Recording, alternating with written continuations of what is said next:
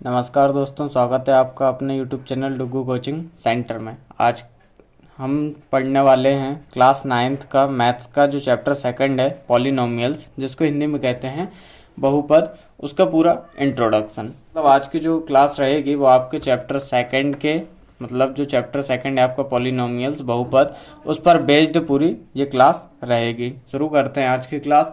देखिए, सबसे पहले बात आती है कि पॉलिनोमियल्स होता क्या है या बहुपद का मतलब क्या होता है। तो यहाँ पे देखिए, जो पॉली मीन्स होता है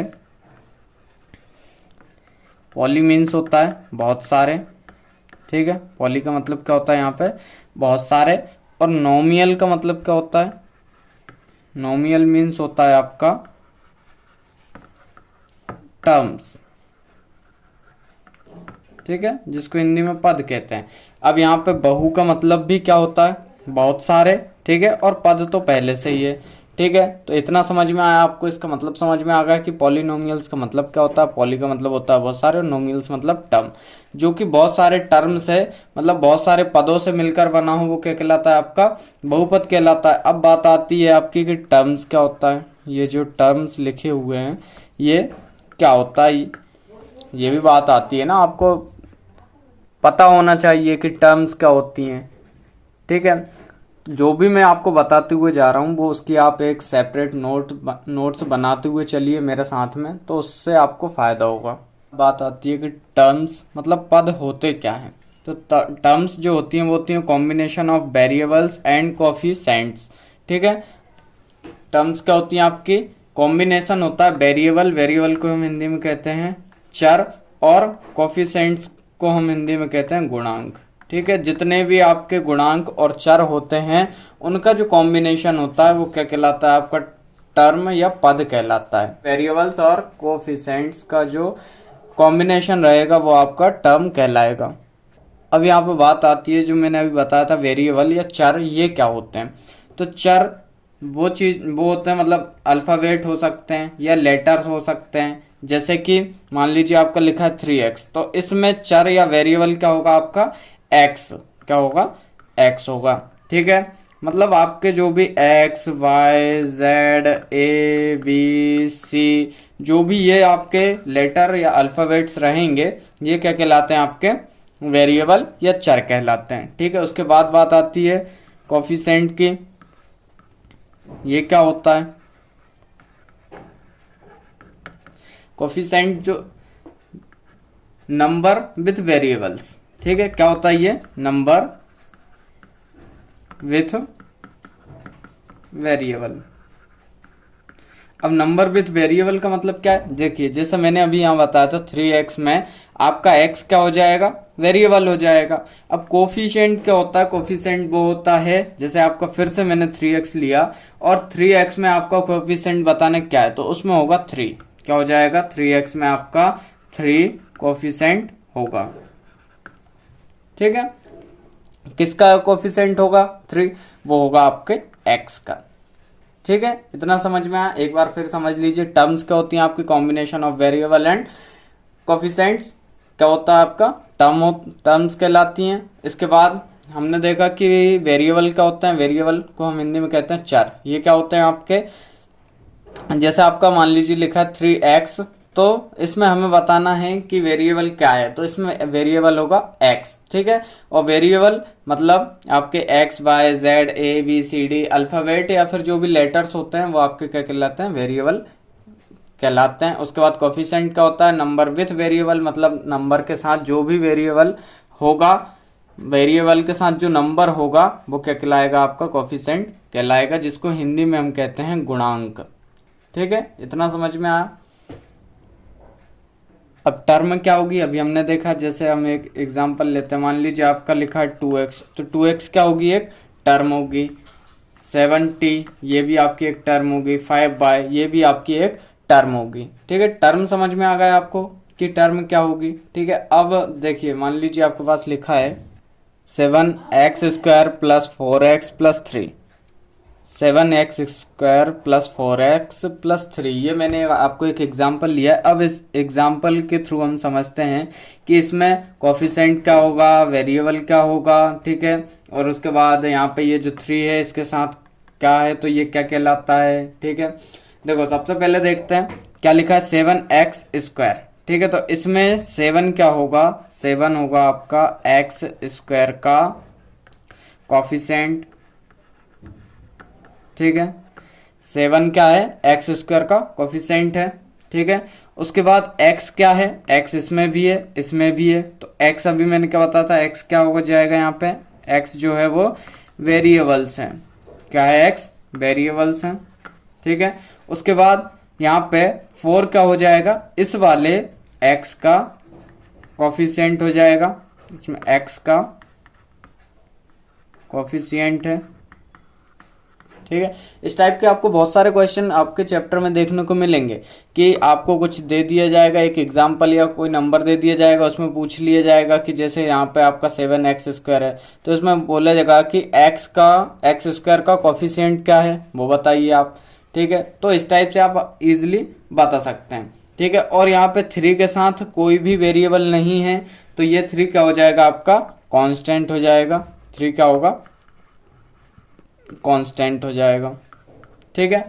उसके बाद यहाँ पे x² जो है, देखिए क्या है, x², तो स्क्वायर जो है ना उसको हम क्या बोलते हैं, पावर। ये 2 को हम क्या बोलते हैं, पावर या एक्सपोनेंट, क्या बोलते हैं, पावर या एक्सपोनेंट। ये चीज़ ना आप 8th में अच्छे से पढ़ के आए हैं, ठीक है। और जैसे मान लीजिए ये वाला x है, सिंगल x है, तो इसकी पावर कुछ नहीं है मतलब 1 है, ठीक है। जिसकी पावर कुछ ना हो मतलब उसकी पावर कितनी होगी, 1, इतना आपको याद रखना है, ठीक है। अब यहाँ पे ये जो 7x² लिखा है ना, ये इसकी एक टर्म हो जाएगी, 7x² क्या है, एक टर्म है। उसके बाद प्लस 4x जो है, 4x भी एक टर्म है, और प्लस 3 है ना, तो 3 भी एक टर्म है, ये आपको याद रखना है, ठीक है। इसके बाद अगला टॉपिक है आपका बहुपद के प्रकार, मतलब टाइप्स ऑफ पॉलिनोमियल पढ़ेंगे हम, ठीक है, कि पॉलिनोमियल के कितने टाइप्स होते हैं, उसको हम कितने टाइप के थ्रू पढ़ सकते हैं। तो इसमें हमें 3 चीज़ों के थ्रू पढ़ना है इसको। पहला हो जाएगा आपका टर्म, ठीक है। दूसरा हो जाएगा वेरिएबल, तीसरा हो जाएगा डिग्री, ठीक है।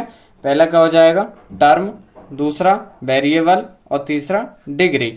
टर्म को हम हिंदी में कहते हैं पद, वेरिएबल को कहते हैं चर, और डिग्री को कहते हैं हम घात, ठीक है। ये 3 चीज़ों के द्वारा आपको इसके प्रकार पढ़ने हैं। सबसे पहला हम पढ़ेंगे टर्म के थ्रू, सबसे पहले हम पढ़ते हैं टर्म, ठीक है। अब टर्म में आपको ये बताना है, देखिए मान लीजिए आपके पास कोई एक टर्म दी है तो उसको हम क्या बोलेंगे, यदि 2 टर्म दी हैं तो उसको क्या बोलेंगे, यदि 3 टर्म दी हैं तो उसको क्या बोलेंगे, ये आपको बताना पड़ेगा।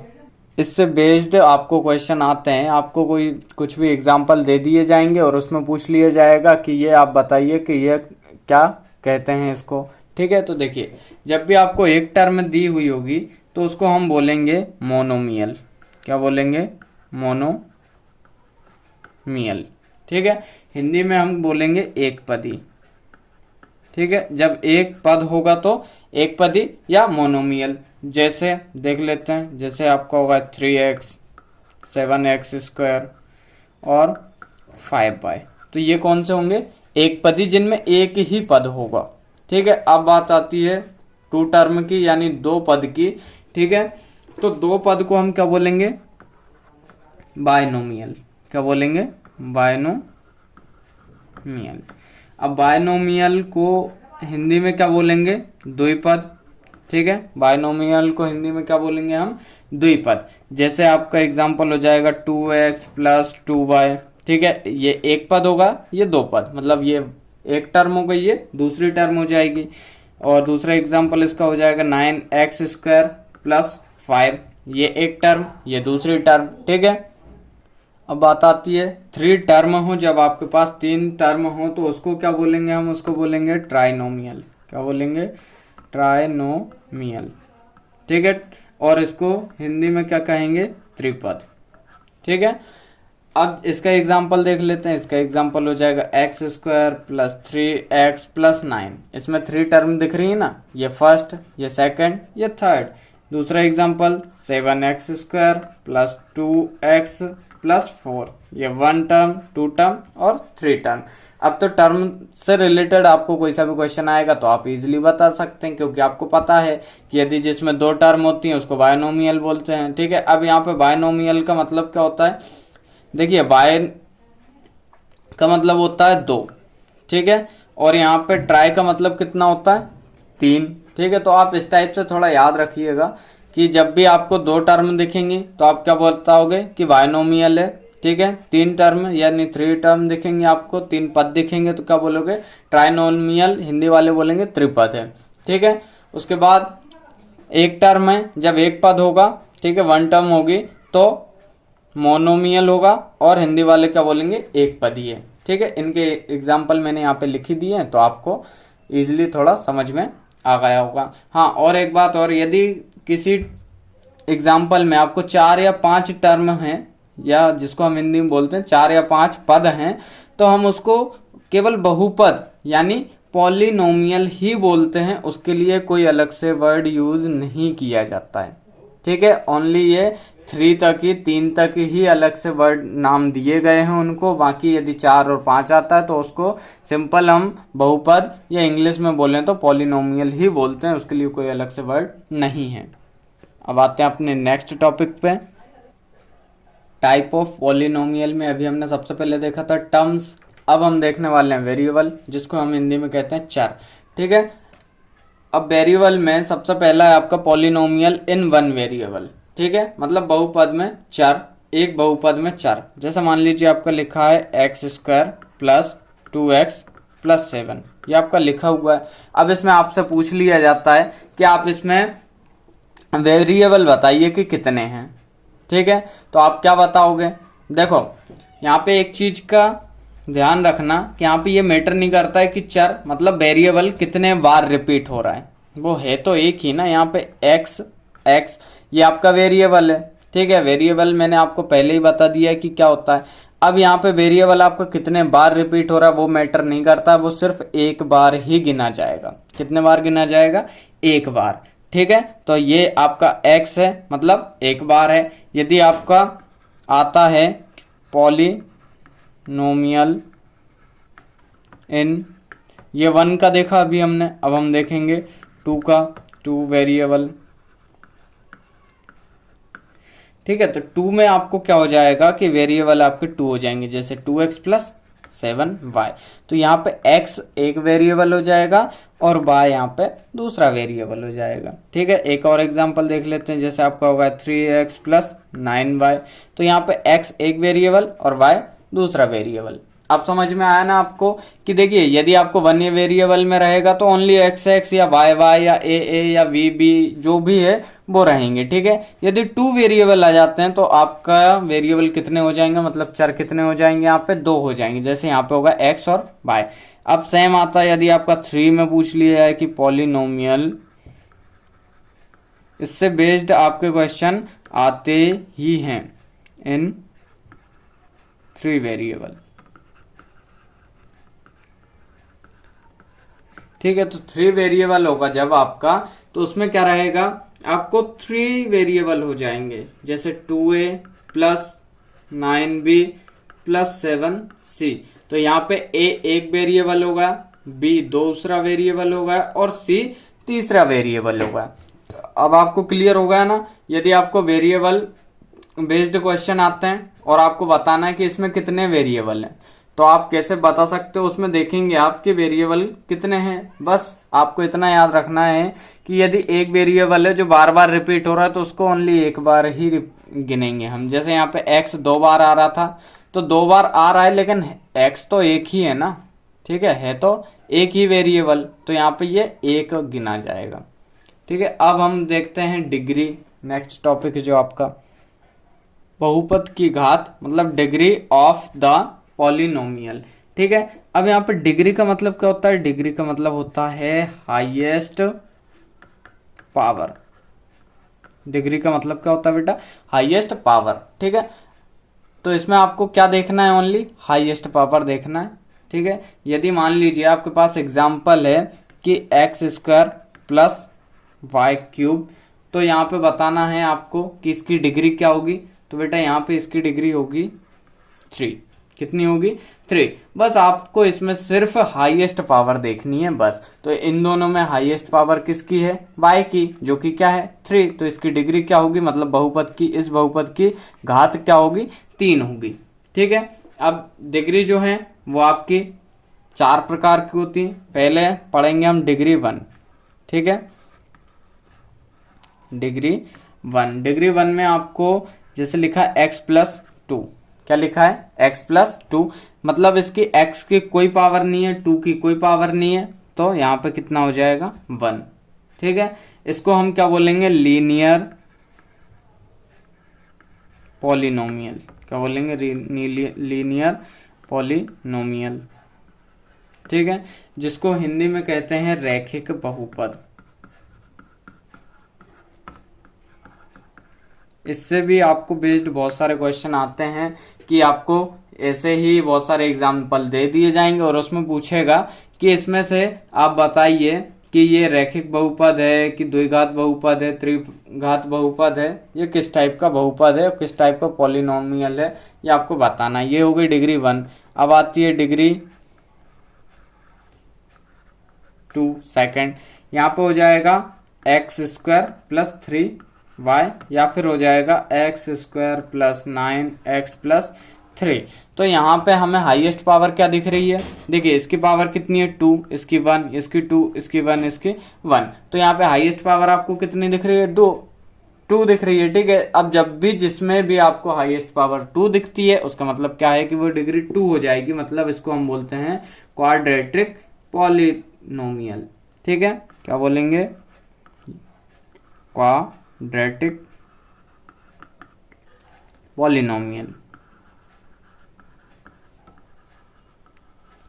ठीक है, जिसको हिंदी में बोलते हैं द्विघात बहुपद।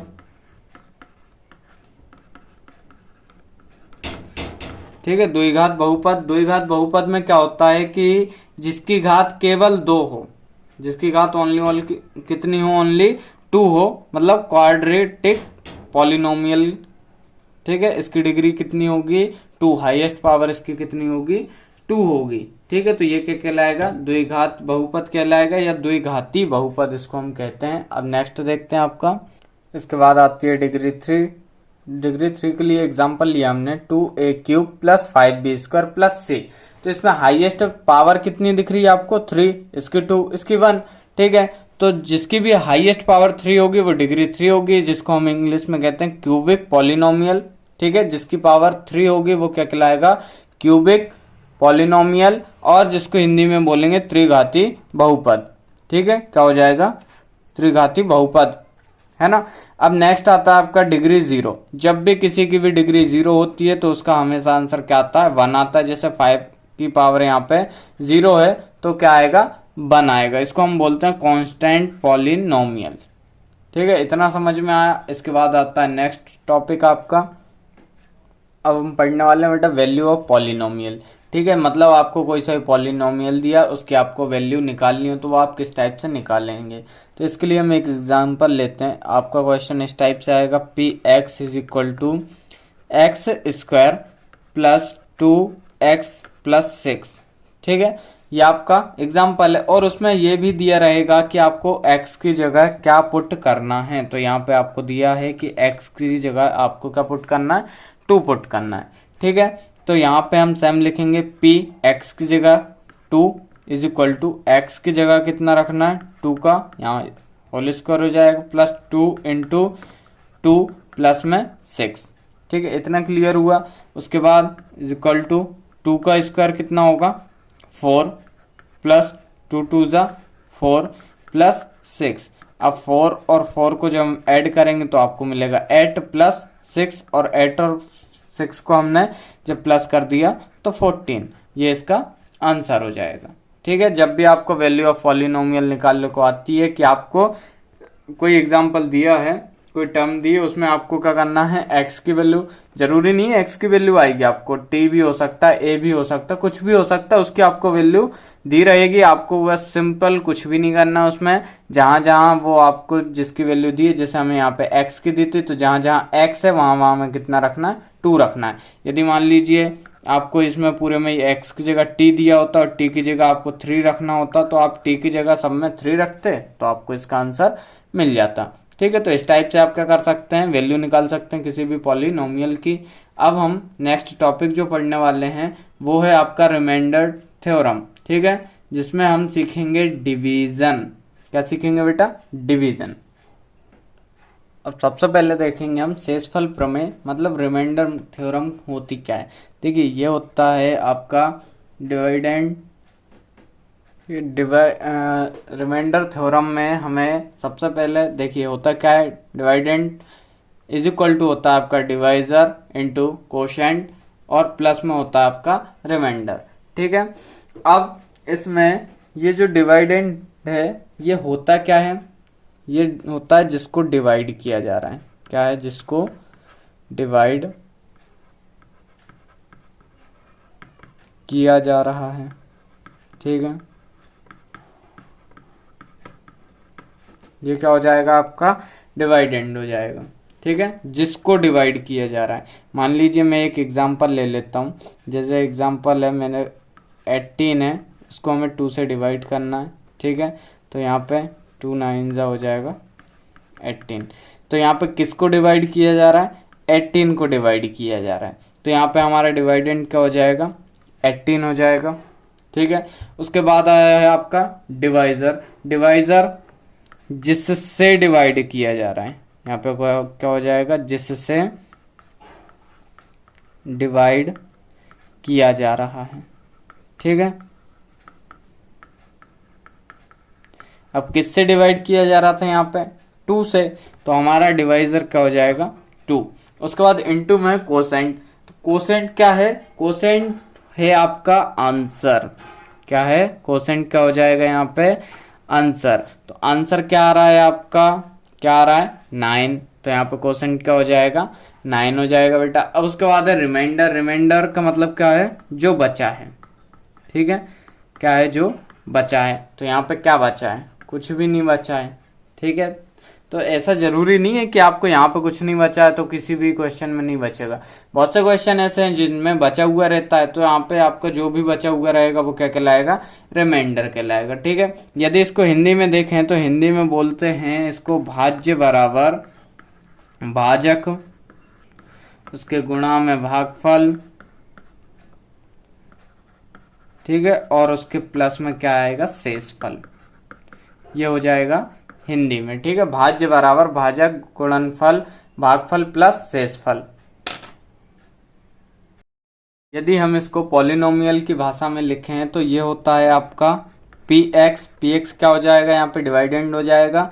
ठीक है, is equal to G x.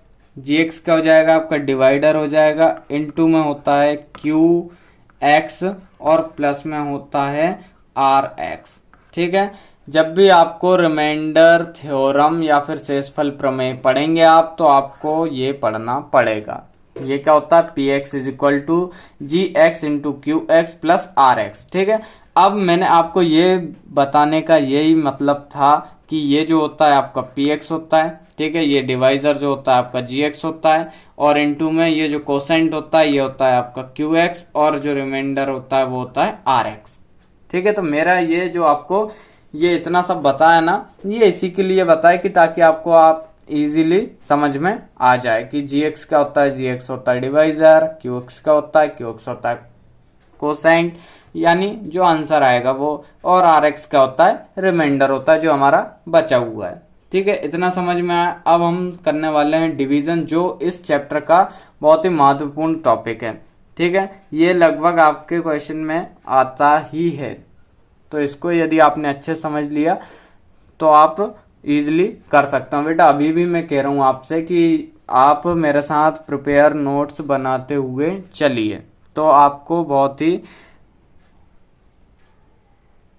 चलो अब हम शुरू कर रहे हैं डिवीजन। अब डिवीजन में आपके क्वेश्चन किस टाइप से आएंगे, अभी हमने जो रिमाइंडर मेथड थ्योरम देखी थी ना, उसके टाइप से। देखिए पी एक्स बराबर आपको दिया है एक्स प्लस 3x² माइनस 1, और यहाँ पे जी एक्स दिया है आपको 1 प्लस एक्स, ठीक है, ये आपको दिया हुआ है। अब इसमें एक बात का आपको विशेष ध्यान रखना है कि सबसे पहले तो इसको क्या करना है, सीक्वेंस में जमाना है। तो सबसे पहले क्या आता है आपका 3x² वाली टर्म आएगी, उसके बाद प्लस x, इसके आगे कुछ नहीं है, मतलब क्या है प्लस, फिर यहाँ पे -1 है, और यहाँ पे क्या हो जाएगा x प्लस 1। ये आपका क्वेश्चन आपको सीक्वेंस में जमा के बनाना है, ठीक है। अब जैसे आप सिंपल डिवीजन करते हैं ना, सेम उसको भी ऐसे ही करना है, बस थोड़ा सा ध्यान देना पड़ेगा। इसको हमने लिख लिया पहले 3x² प्लस x माइनस 1, ये लिखा, ठीक है। उसके बाद यहाँ पे हमें gx का मतलब क्या होता है, gx जिससे डिवाइड किया जा रहा है, तो किससे डिवाइड करना है हमें, प्लस एक्स 1 से, x प्लस 1 से, ठीक है। बेटा देखो मैंने इसलिए आपको सबसे पहले वो बता दिया कि px क्या होता है, gx क्या होता है, ठीक है। px क्या बताया था, जिसको डिवाइड किया जा रहा है, तो px हमें px के इक्वल में क्या दिया है, ये दिया है, मतलब इसको हमें डिवाइड करना है gx से, यानी gx मतलब जिससे डिवाइड किया जाता है, तो इससे हमें डिवाइड करना है। अब यहाँ पे आपको एक चीज का विशेष ध्यान रखना है कि आपको दिया क्या है, x प्लस 1 दिया है, ठीक है, और पहला क्या है आपका 3x² है। अब यहाँ पे हम x को कौन से नंबर से मल्टीप्लाई करें कि आपका 3x² बन जाए, ये आपका लिखा है x, इसको कौन से नंबर से हमें मल्टीप्लाई करना है कि आपका क्या मिले, 3x² मिले। तो हम यदि 3x से इंटू कर दें तो 3 का तो 3 रहेगा, और x इंटू एक्स क्या हो जाएगा, x² हो जाएगा, ठीक है। इतना क्लियर हुआ है ना। अब लेकिन एक बात का और विशेष ध्यान रखना कि ये जो है ना x प्लस 1, ये पूरे का इंटू होगा, जिससे भी आप इंटू करेंगे ना पूरे का एक साथ होगा। तो यहाँ पे जब हमने किया है ये, तो इसका मतलब क्या है कि x प्लस 1 का इंटू हमने कर दिया है 3x से, तो इसका इंटू इससे करेंगे हम, पहले इसका करेंगे फिर इसका करेंगे, तो ये मिलेगा हमें 3x² प्लस है बीच में, प्लस लगाया तो 3 बन जा 3x, क्या मिला ये, ठीक है। अब जब हमें ये मिल चुका है तो कितने टाइम में मिला, हमने कितने का इंटू किया, 3x का इंटू किया, जितने का किया सेम हमने ऊपर लिखा। अब यहाँ पे हमने इंटू किया तो हमें मिला 3x², यहाँ पे प्लस कितना आया था आपका 3x, यही आया ना बेटा। अब इसके बाद हमें करना है माइनस, जैसा हम उसमें करते हैं, तो उसके लिए हमें करने पड़ेंगे साइन चेंज, ठीक है। अब 3x² माइनस हो जाएगा, मतलब कैंसिल हो जाएगा, प्लस माइनस माइनस होगा, मतलब 3x में से x माइनस किया, कितना बचा 2x बचा, लेकिन यहाँ पे माइनस का बचेगा, क्यों बेटा, क्योंकि यहाँ पे माइनस की डिजिट क्या है, बड़ी। अब हमारे पास था -1, वो हम लेके आए नीचे। इतना क्लियर हुआ ना सभी को, ठीक है। अब -1 नीचे लेके आ गए हम, ठीक है। अब ऐसे कौन से नंबर से हमें मल्टीप्लाई करना है कि आपका -2 आए यहाँ पे, ठीक है। तो उसके लिए हम क्या करेंगे, देखो यहाँ करते हैं, यदि हम x का इंटू -2 से कर दें तो हमें -2x मिल जाएगा, बिल्कुल मिल जाएगा, ठीक है। तो हम क्या कर देते हैं, -2 का इंटू कर दिया हमने x से, तो हमें यहाँ क्या मिल गया, -2x मिल गया। और यहाँ पे आपको बस देखो जो मल्टीप्लाई होगा ना वो सब में होगा, तो यहाँ पे मिलेगा -2, ठीक है। यहाँ पे 1 था, 1 का इंटू हमने 2 से कर दिया तो हमें 2 मिल गया। अब यहाँ पे फिर वही साइन चेंज करो, यहाँ प्लस हो जाएगा, यहाँ भी प्लस हो जाएगा, -2x और +2x क्या हो जाएंगे, कैंसिल हो जाएंगे।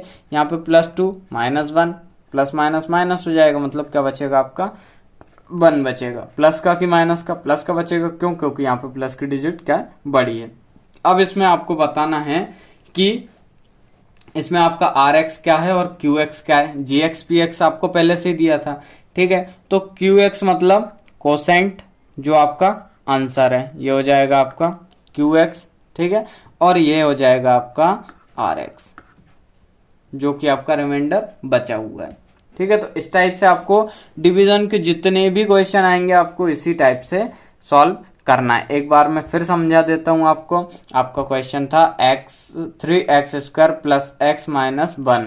ठीक है, इसको हमें x प्लस 1 से डिवाइड करना था, तो उसके लिए आपको ये पूरे का इंटू ऐसे कौन से नंबर से करें कि आपको सबसे पहले तो 3 का देखो, सॉरी x का देखो कि 3x² मिले। तो हमने किससे कर दिया था बेटा, 3x से किया था।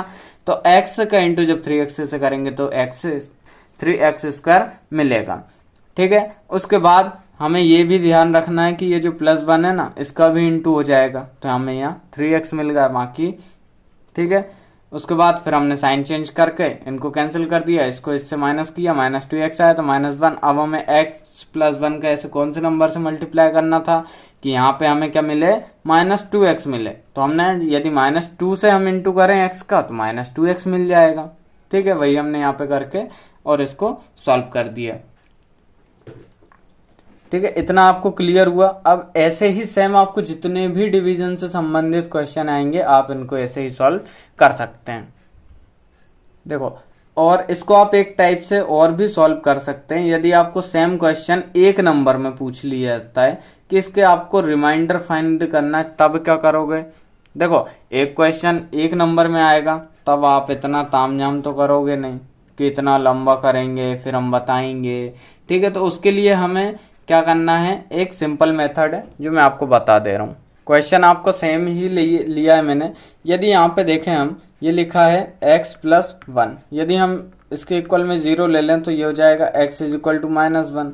ठीक है, अब x की वैल्यू हम यदि इस क्वेश्चन में रख देते हैं, मतलब x, ठीक, 3x की जगह हमें क्या रखना है, -1, तो -1 का होल स्क्वायर प्लस यहाँ पे -1 और -1। ठीक है, तो यहाँ पे 3 और 1 का इंटू, सॉरी 1 का स्क्वायर, -1 का स्क्वायर क्या हो जाएगा, ओनली 1 ही रहेगा। ठीक है, प्लस माइनस -1 यहाँ पे 3 माइनस का 2 हो जाएगा, और यहाँ पे 3 में से 2 गया, कितना बचा, 1। ठीक है, इतना समझ में आया ना। अब ये जो 1 है ना, रिमाइंडर हमारा 1 वहां पे भी बच रहा था, रिमाइंडर यहाँ पे 1, यहाँ पे भी आपका आंसर आ रहा है। यदि आपको सेम क्वेश्चन आते हैं, मतलब यही इस टाइप के क्वेश्चन आते हैं आपको कि एक नंबर में यदि आ गया कि पूछ लिया आपसे कि रिमाइंडर बताओ इसका कि क्या होगा, तो आप क्या करोगे, जिससे आपको डिवाइड करना है उसमें सबसे पहले तो आप x की वैल्यू निकाल लेंगे, जैसे हमने यहाँ निकाल ली थी, x इज इक्वल टू -1 आया, और वो x की वैल्यू आप क्वेश्चन में पुट कर देंगे, तो आपको जो आंसर आएगा वो आपका रिमाइंडर होगा। यदि आपको मेरी बात पे विश्वास नहीं है ना, तो कोई सा भी क्वेश्चन उठा के देख लीजिए और कर लीजिए, आपका रिमाइंडर और सेम आएगा जो कि आप डिवाइड करके निकालेंगे। अगला टॉपिक है आपका फैक्टराइजेशन ऑफ पॉलिनोमियल, जिसको हिंदी में कहते हैं हम बहुपदों का गुणनखंड। क्या बोलते हैं बेटा, बहुपदों का गुणनखंड। ठीक है, मतलब फैक्टराइजेशन ऑफ पॉलिनोमियल। यदि देखो हमने 8th क्लास में इसको अच्छे से समझ के तो आए हैं, यदि आप फिर भी भूल गए हो तो एक बार मैं फिर से आपको रिवाइज करवा दे रहा हूँ। ठीक है, वो कोई दिक्कत वाली बात नहीं है। देखो, यदि आपको किसी नंबर के फैक्टर निकालना तो वो तो आप इजीली निकाल सकते हैं। जैसे मान लो मैंने बोल दिया आपसे 6 के फैक्टर निकालो, तो 6 के फैक्टर आप क्या बोलोगे कि 1 है, 2 है, 3 है और 6 है, मतलब जिन जिन के टेबल में 6 आता है वो उसके फैक्टर हो गए। ठीक है, लेकिन ये तो हमें सिंपल नंबर के निकालने थे, लेकिन यहाँ पे हमें पॉलिनोमियल या फिर हिंदी में बोले तो बहुपद के फैक्टर निकालने। ठीक है, तो उसको निकालने के लिए हमारे पास 3 मेथड होती हैं। ठीक है, वो मेथड के नाम बता देता हूं। सबसे पहले टेकिंग कॉमन फैक्टर, क्या हो जाएगी, taking common factor.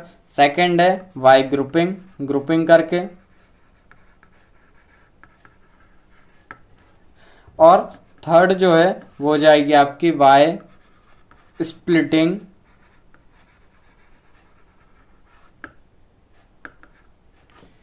Middle term, ये वाली जो है ना बेटा, ये आपकी बहुत ही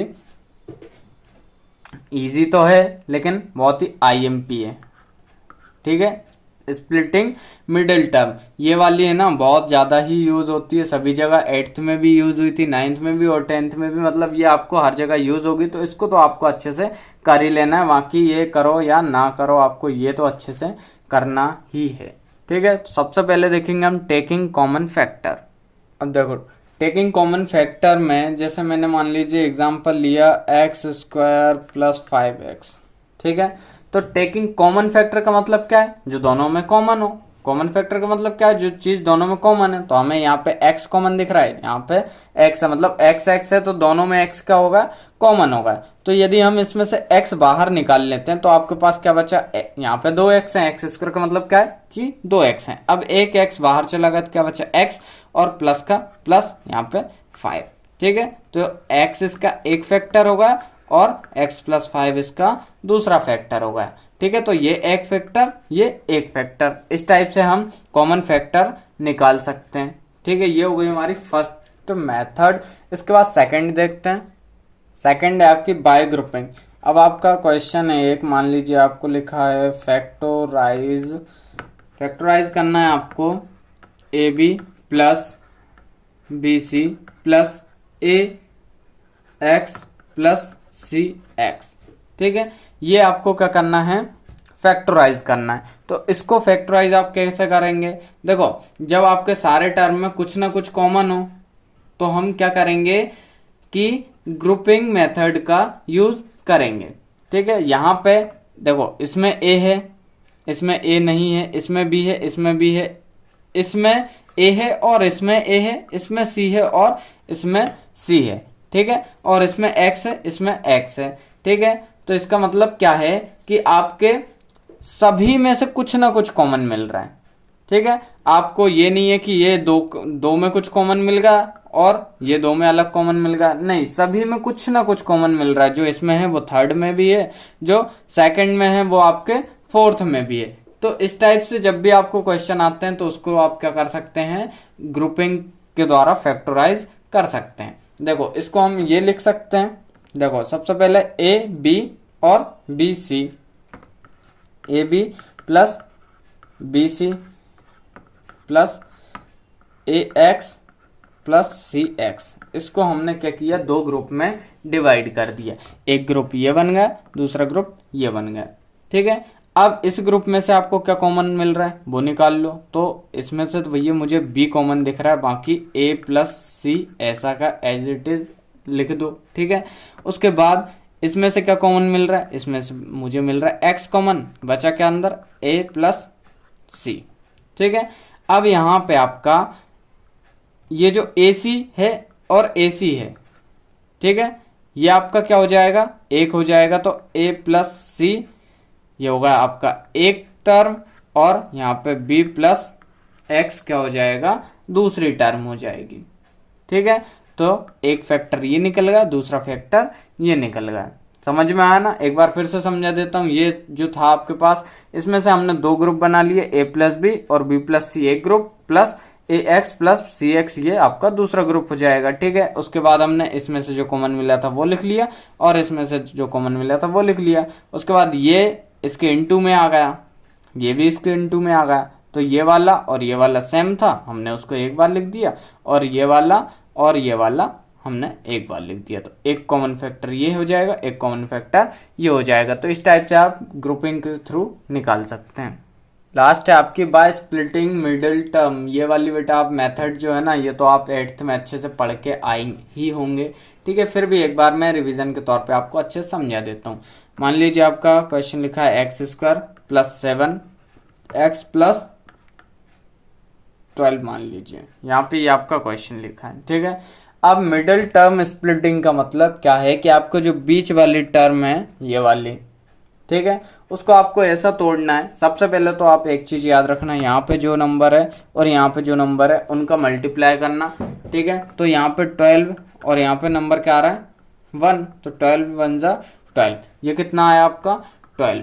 ठीक है, अब आपको याद रखना है कि हमें ये जो 7 है ना, मतलब मिडिल टर्म है, इसको इस टाइप से स्प्लिटिंग करना, मतलब इस टाइप से हमें तोड़ना है कि आपको या तो उनका प्लस माइनस करें तो 12 मिले और सॉरी प्लस माइनस करने पे आपको 7 मिलना चाहिए और उन दोनों नंबर का इंटू करने पे आपको कितना मिलना चाहिए, 12 मिलना चाहिए। ठीक है, तो उसके लिए आपको सबसे इजी मेथड है कि जो भी आपका वो आ रहा है उसका हमें क्या कर लेना है, सबसे पहले तो आपको उसको फैक्टर निकालने हैं इसके। ठीक है, तो 12 के फैक्टर क्या हो सकते हैं, 2 हो सकता है, ठीक है, 3 हो सकता है, 4 हो सकता है, 6 हो सकता है, 1 हो सकता है और 12 हो सकता है।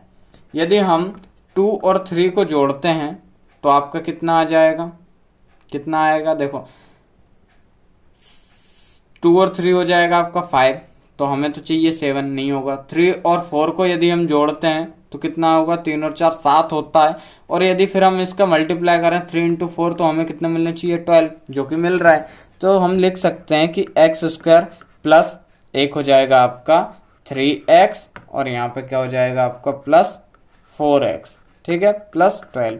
या तो आप इसको ऐसा लिख सकते हो, एक्स स्क्वायर प्लस 4x, बड़ा नंबर पहले लिख दिया, प्लस 3x प्लस 12। ठीक है, अब इसके बाद हमें वही ग्रुपिंग वाला सिस्टम देखना है। पहले इन दो का ग्रुप बना दो, इन दो को अलग कर दो। ठीक है, तो इन दोनों में से कॉमन क्या निकल रहा है, x हमने कॉमन निकाल लिया, अंदर क्या बचा, 2x थे, 1x प्लस 4 बचा। जो यहाँ लिखेंगे वही यहाँ लिख दो, नहीं तो सिंपल इन दोनों में से कॉमन क्या निकल रहा है, इन दोनों में से ये मुझे दिख रहा है प्लस का 3 कॉमन। अब यहाँ से 3 चला गया तो क्या बचा, x प्लस, और यहाँ से भी 3 निकल गया, मतलब 4 इंटू 3, तो यहाँ कितना बचा, 4 बचा। देखो आया ना सेम, यहाँ भी x प्लस 4, यहाँ भी x प्लस 4। ठीक है, अब इसको एक बार लिख दो, x प्लस 3 को एक बार लिख दिया और x प्लस 4 को एक बार लिख दिया, तो ये आपका एक फैक्टर हो जाएगा और ये आपका दूसरा फैक्टर हो जाएगा। ठीक है, तो इस टाइप से आप स्प्लिटिंग मिडिल टर्म कर सकते हैं। और एक चीज और, इसको आप ऐसे भी यदि रीचेक करना तो ऐसे कर सकते हैं, यदि x का x से इंटू किया तो एक्स स्क्वायर मिला, x प्लस का प्लस लगा दिया, x का 4 से किया तो 4x मिल गया। ठीक है, अब यहाँ पे प्लस 3 का x से किया तो 3x मिल गया और 3 का यहाँ पे 4 से किया तो 12 मिल गया।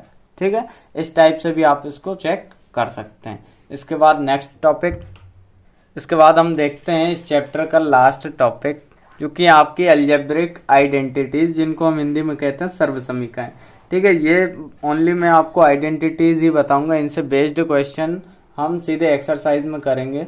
ठीक है, कुछ आइडेंटिटीज हैं, मतलब हिंदी में बोलो सर्वसमीकरण हैं, जिनको हम देख लेते हैं, बाकी इनसे बेस्ड जो क्वेश्चन रहेंगे वो सीधे हम एक्सरसाइज में सॉल्व करेंगे। ठीक है, उनमें से कुछ एक्सरसाइज तो ऐसी हैं जो आप पहले से ही पढ़ते हुए आ रहे हैं। जैसे पहली देख लीजिए, क्या है, एक्स प्लस वाई का होल स्क्वायर है। ये होता है आपका X square plus Y square plus 2xy। ठीक है, यदि हम यहाँ पे, आपने ज़्यादातर पढ़ा होगा a प्लस बी का होल स्क्वायर, यही पढ़ते हुए आ रहे हैं ना आप पहले से, a प्लस बी का होल स्क्वायर। ठीक है, तो यहाँ पे क्या हो जाता है, a square plus B square plus 2ab। यही है सेम, बस a और b की जगह पे इन्होंने क्या लिया है, x और y ले लिया है। ठीक है, सेम आपका सेकंड है, x माइनस वाई का होल स्क्वायर है। ठीक है, तो वो क्या है आपका X square minus 2xy plus Y square. चाहे तो आप इसको ऐसा भी लिख सकते हैं कि X square plus Y square, और ये जो माइनस 2xy है ना, इसको आप बाद में भी लिख सकते हैं, कोई दिक्कत नहीं है। इसके बाद थर्ड है आपका X square minus Y square. ये होता है आपका एक्स प्लस वाई और एक्स माइनस वाई। ठीक है, आप ये याद कर लीजिएगा क्योंकि इनका यूज ना बहुत ज़्यादा होने वाला है। इसके बाद फोर्थ है x प्लस ए फिर x प्लस बी। ये होता है आपका X square plus A plus B bracket में, फिर उसके बाद bracket close x plus A into B. ठीक है, इसके बाद फिफ्थ है x plus Y plus Z का होल स्क्वायर। ठीक है, वहां पे अभी तक क्या पढ़ा था, x प्लस वाई का। अब इसमें एक चीज और ऐड हो गई है, वो है z। तो ये टोटल क्या हो जाएगा, x plus Y plus Z का होल स्क्वायर, जो कि होता है आपका X square plus Y square plus Z square plus 2xy, फिर 2 के साथ प्लस में वाई जेड और एक बार जेड एक्स, बाकी आपका सब सेम रहेगा। ठीक है, उसके बाद सिक्स्थ है एक्स प्लस वाई का होल क्यूब आ गया। अब यहाँ पे क्या है, एक्स प्लस वाई का होल क्यूब। तो ये क्या होता है आपका X cube plus Y cube plus 3xy और ब्रैकेट में होता है आपका x प्लस वाई। ठीक है। सेवंथ है x माइनस वाई का होल क्यूब। अभी हमने ऊपर 6th नंबर पे क्या पढ़ा है, x प्लस वाई का होल क्यूब और यहाँ पे सिर्फ प्लस की जगह माइनस है, तो आपका रहेगा सेम, बस आपका जहां जहां प्लस है वहां वहां माइनस हो जाएगा। देखिए सेम ही है, X cube minus Y cube minus 3xy और यहाँ पे ब्रैकेट में x माइनस वाई सेम है आपका। ठीक है। यदि आपने एक याद कर ली तो आपको उससे 3-4 अच्छे से याद हो जाएंगी, लगभग सभी सेम ही हैं। ठीक है। अब इसकी लास्ट है वो भी देख लेते हैं। ठीक है। लास्ट है आपकी X cube plus Y cube plus Z cube minus 3xyz। तो ये होती है आपकी ब्रैकेट में x plus Y plus Z. ठीक है। Bracket close. फिर सेकंड ब्रैकेट में आपका X square plus Y square plus Z square minus X Y minus Y Z minus Z X. ठीक है। तो ये 8 की 8 मैंने आपको आइडेंटिटीज बता दी हैं, तो आप इनको अच्छे से याद कर लीजिएगा। और आज की क्लास में मैंने आपको पूरा इंट्रोडक्शन कवर करवा दिया है। तो आज की क्लास कैसी लगी आपको कमेंट करके जरूर बताएं। यदि चैनल पे पहली बार आए हैं तो चैनल को सब्सक्राइब करना ना भूलें। धन्यवाद।